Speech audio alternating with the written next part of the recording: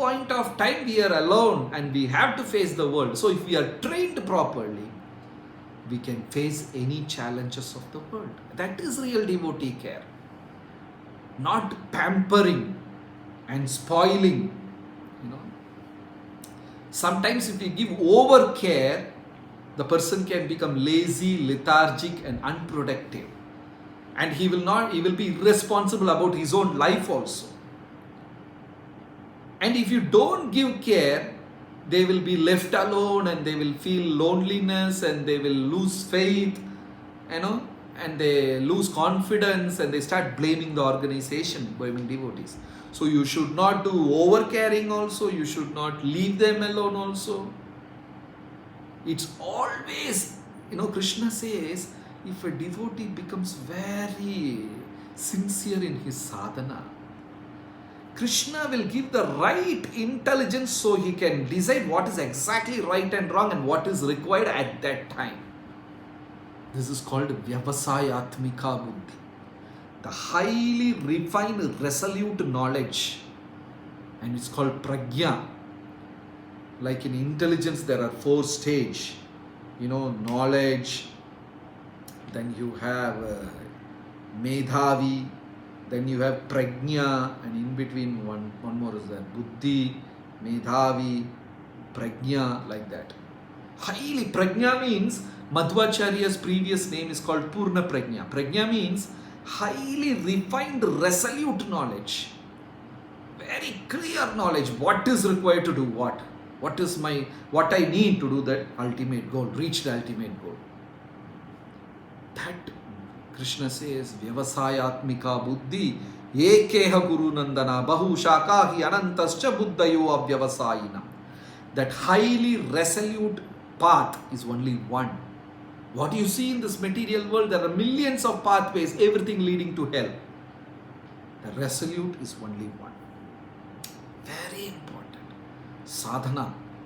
Prabhupada says, a brahmachari, a brahman, a person living by principle, a brahman, a good devotee, daily drinking hot cow's milk and doing good sadhana, he will have that resolute intelligence. He can very clearly, crystal clearly understand, make out what is right, what is wrong. And a genuine, natural compassion will be overflowing in his heart. Madhvacharya, we are in Madhva Sampradaya, and Madhvacharya, at the age of 11, he went and told his father that I want to take sannyas. Even if you go to Udupi, you can see, I don't know how many of you have been to Udupi, one of the beautiful Krishna temples in South India. And right in front of Udupi Krishna temple, there is Ananteshwara temple. Ananteshwara temple. That's also Vishnu temple. And sometimes they see Ananteshwara's Lord Shiva also.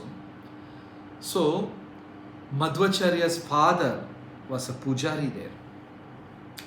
Very elderly person. Something like 70-year-old, 80-year-old person. So, when Madhvacharya, he was just 11-year-old boy, he will go and tell his father, I want to take sannyas.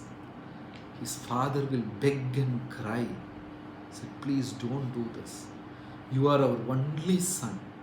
If you leave our family, we will be torn apart. Your mother can't survive. Please never leave the house. Father used to beg and cry to this 11-year-old boy. Then one day, father literally fell at his son's feet, 11-year-old boy's feet, and begged and said, my dear son, don't take sannyas. So Madhvacharya said, my dear father, a father should never touch son's feet.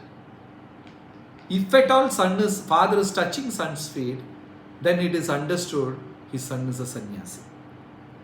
You can touch your son's feet if your son is a sannyasi. Otherwise, you should never touch your son's feet. Since you have touched my feet and begged, it already gives me permission that I am already a sannyasi. Father was broken apart. Then again he begged and cried and said to Madhvacharya, Purna Prajna, you are our only son. If we had got another son, we would have happily permitted you for sannyas. His father said that. Just for the sake of saying, just to stop his son, he said. Amazing, amazing. Both his parents were very elderly. Amazing.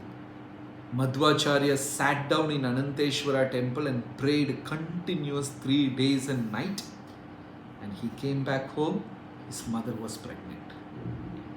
80-year-old lady. Some kind of divine pregnancy. Blessed by Lord. Because Madhvacharya 3 days and night continuously prayed in Ananteshwara temple. Mother became pregnant. Then immediately Madhvacharya went and told his father, see, you are getting another son. So right now I am taking sannyas. And Madhvacharya walked away. Father and mother, who had so genuine affection for Madhvacharya, they all fainted, became unconscious. They fell on the ground. They were literally crying, begging Madhvacharya to come back. But Madhvacharya walked away ruthlessly. Can we say Madhvacharya was not compassionate towards his parents?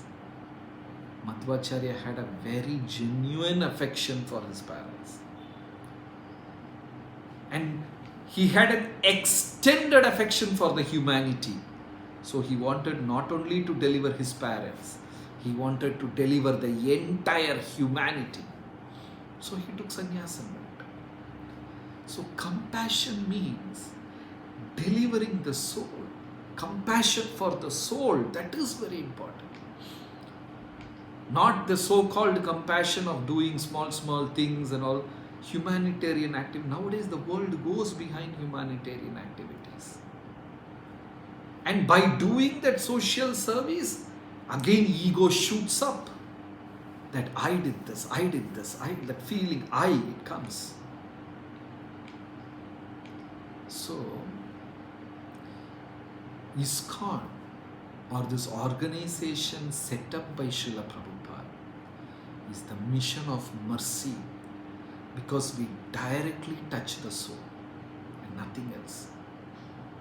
We go reach the people and genuinely praying to Krishna, Krishna, such and such person is right in front of me. And he has forgotten you and got trapped in this material world for ages and ages.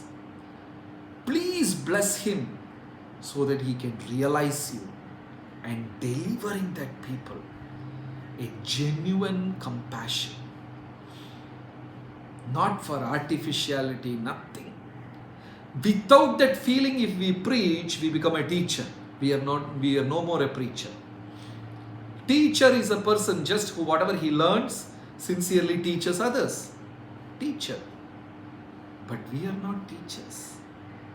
We are sincerely desiring good for the soul, praying for that soul, and begging Krishna's mercy. Please, please shower that mercy. Our acharyas were like that. That is genuine compassion. Once when Ramanujacharya was walking on the road, one prostitute, very beautiful looking prostitute, was walking on the street. And a rich zamindar, a very rich landlord, was going behind her. He could not move his eyes from her, staring and admiring and drinking her beauty and following her like a servant. And all the people on the streets are laughing at him. They are insulting, mocking him. Look at him, this is such a rich man, but lost his intelligence, going behind a lady like this. And the lady was also enjoying this audience that such a rich man is following. So Ramanujacharya with his disciples were passing by. Then the disciples made a comment saying that to Ramanujacharya, Acharya, please look at him. How foolish and what kind of madness is this? Completely engrossed in Maya. He's trapped in Maya. Nothing can save him. He is gone. So Ramanujacharya said, never conclude. If Krishna wants to show his compassion and mercy, there is no boundary to that. Everyone is qualified to receive the mercy and compassion of Krishna. And the disciple says, what qualification he has got? How sure you can say that this person can become a devotee? He is fully into Maya, materialistic things. I don't think even the spiritual message can enter his head, penetrate him. Then Ramanujacharya said, no. Mercy means we get something which we don't deserve. That is the meaning of mercy. If Krishna is giving me mercy means I am unqualified to get it. That means mercy. Still Krishna is giving. Undeserved one. So Ramanujacharya went, and this landlord is like fully with his wide open eyes, wide open mouth, behind that lady, enjoying her beauty. So Ramanujacharya went and interrupted this man and said, what are you doing? And he didn't bother to answer Ramanujacharya. So Ramanujacharya again asked, what are you doing? So he was a little irritated by this disturbance. He said, can't you see? I am enjoying the most beautiful eyes in this world. I have never seen better eyes than this. These are the most beautiful eyes in this world. And the lady also got a little disturbed because she was enjoying this man's following, and suddenly some sadhu is coming and interrupting. She also was not very happy about it. Then Ramanujacharya asked, if I show even better eyes than this, will you surrender to those eyes? Then he said, can there be something like this? These are the most beautiful eyes I have seen in this world. There can never be such eyes. Ramanujacharya, if I show you, will you surrender? Then he said, of course, if you can show me, more beautiful eyes than this. Then he said, you come tomorrow, such and such place. And the lady was also interested. She also wanted to know, who's more beautiful than me. So she also came to that place at such and such time. It was Ranganaji temple in Trichy. So Ramanujacharya went inside and offered a beautiful prayer to Ranganath. I have brought a man who is completely immersed in this material world, full of lust and attachment. Krishna, unless you give him special mercy, he can never be delivered. And Ramanujacharya sincerely prayed. And this man, landlord and the prostitute, they entered the temple. They came in front of Ranganath. And immediately Ranganathji opened the real merciful eyes. Beautiful eyes like lotus petal leaves extended up to the ears, pinkish color, mercy flowing. And this man with tears, rolling on the ground. And he became one of the famous disciples of Ramanujacharya. And he married that lady also. Ramanujacharya said, you should marry her. He married that lady also. Compassion, what we speak today, compassion in today's world is very superficial, very external. We can do that also. But then, that should lead to the compassion of soul. Delivering the soul. To deliver that soul, teachers may take harsh steps. Maybe they will use harsh words and things like that. But that's all part of compassion they wanted to deliver. So in the shloka, this word compassion is highlighted, and Prabhupada has written a nice purport. And many acharyas have written beautiful purports of what is meant by genuine compassion. And we should be distributors of that mercy. What a prestigious job we have got in this world. Every one of us, no qualification required. We can simply be the distributors of that mercy. By distributing this mercy, we will have more and more stock of mercy.